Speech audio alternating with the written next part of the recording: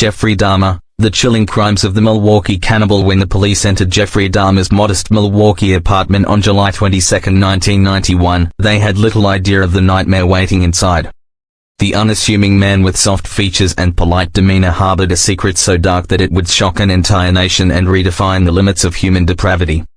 Jeffrey Dahmer, who would come to be known as the Milwaukee Cannibal, was responsible for some of the most horrifying crimes in modern history. This story delves deep into the life, crimes, and legacy of a man whose monstrous acts continue to haunt the collective conscience of America. The early years, a fractured foundation. Born on May 21, 1960, in West Allis, Wisconsin, Jeffrey Lionel Dahmer appeared to have an ordinary upbringing. His father, Lionel Dahmer, was a chemist, while his mother, Joyce, struggled with mental health issues. While their home life seemed stable from the outside, tension simmered beneath the surface. Frequent arguments between his parents and his mother's bouts of depression left young Jeffrey feeling isolated. Dahmer's fascination with death began early.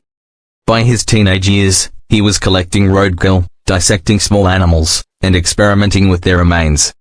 These macabre hobbies went unnoticed, dismissed as the eccentric interests of a quiet, introverted boy.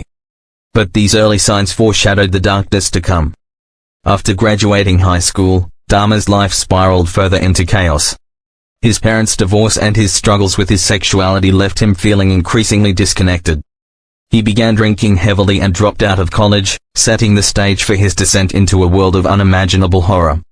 The first murder in June 1978, just weeks after his high school graduation, Dahmer committed his first murder. He picked up a hitchhiker named Stephen Hicks, a young man on his way to a rock concert. Dahmer invited Hicks back to his family home for drinks. When Hicks eventually wanted to leave, Dahmer panicked. Terrified of being abandoned, he struck Hicks with a dumbbell, killing him. This murder marked the beginning of Dahmer's decade-long killing spree. After dismembering Hicks' body, he disposed of the remains in garbage bags, scattering the pieces in the woods. For nearly a decade, Dahmer managed to suppress his violent urges, but the compulsion to kill eventually became overwhelming. The Milwaukee apartment, a house of horrors. By the late 1980s, Dahmer had moved to Milwaukee and was living in a small apartment on North 25th Street. It was here, between 1987 and 1991, that he would kill 16 young men. Using bars and nightclubs as hunting grounds, Dahmer targeted vulnerable individuals, luring them to his apartment with promises of money or companionship. Once inside, his victims were subjected to unimaginable horrors. Dahmer would drug them, often using a mixture of alcohol and sedatives, before carrying out his gruesome acts.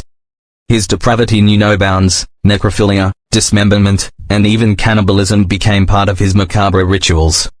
The capture. Dahmer's reign of terror came to an abrupt end on July 22, 1991. That evening, Tracy Edwards, a 32-year-old man, managed to escape from Dahmer's apartment and flagged down police.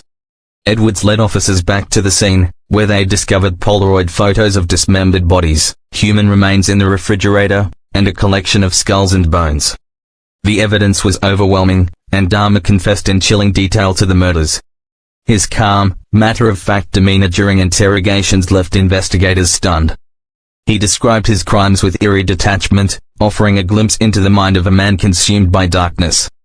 The trial and conviction. Jeffrey Dahmer's trial began in January 1992 and captivated the nation. His detailed confession spared the jury from having to determine guilt, but the proceedings delved into whether he was legally insane. Ultimately, the court found him sane and sentenced him to 15 consecutive life terms, nearly 1,000 years in prison. During his trial, Dahmer expressed remorse, claiming he never wanted to cause pain but was driven by uncontrollable urges. For many, his apologies rang hollow. The families of his victims, devastated and angry, demanded justice for their lost loved ones. Life in prison and death. Dahmer's life in prison was marked by a bizarre mix of repentance and notoriety. He became a born-again Christian, attended Bible studies, and even expressed a desire to help law enforcement understand the psychology of serial killers. However, his notoriety made him a target among other inmates. On November 28, 1994, Dahmer was beaten to death by fellow inmate Christopher Scarver. His violent end marked the final chapter in a life defined by brutality and horror. Legacy and impact. Jeffrey Dahmer's crimes left an indelible mark on American culture and the justice system. His case highlighted the failures of law enforcement, particularly in its handling of race and class. Many of Dahmer's victims were young men of color, and critics argue that systemic biases allowed Dahmer to evade capture for so long. The case also sparked debates about mental health, criminal rehabilitation, and the nature of evil itself. Was Dahmer a product of his environment, or was he born with an innate darkness? These questions continue to fascinate criminologists, psychologists, and the public. The chilling fascination. Despite the horror of his crimes, Jeffrey Dahmer remains a subject of morbid curiosity. Books, documentaries, and dramatizations have explored his life, often sparking controversy. While some argue that such portrayals sensationalize his actions, others believe they serve as cautionary tales about the dangers of ignoring red flags. For the victims' families, however, Dahmer's story is not about fascination but grief. Their loved ones were more than victims, they were sons, brothers, and friends whose lives were stolen by a man whose darkness seemed boundless.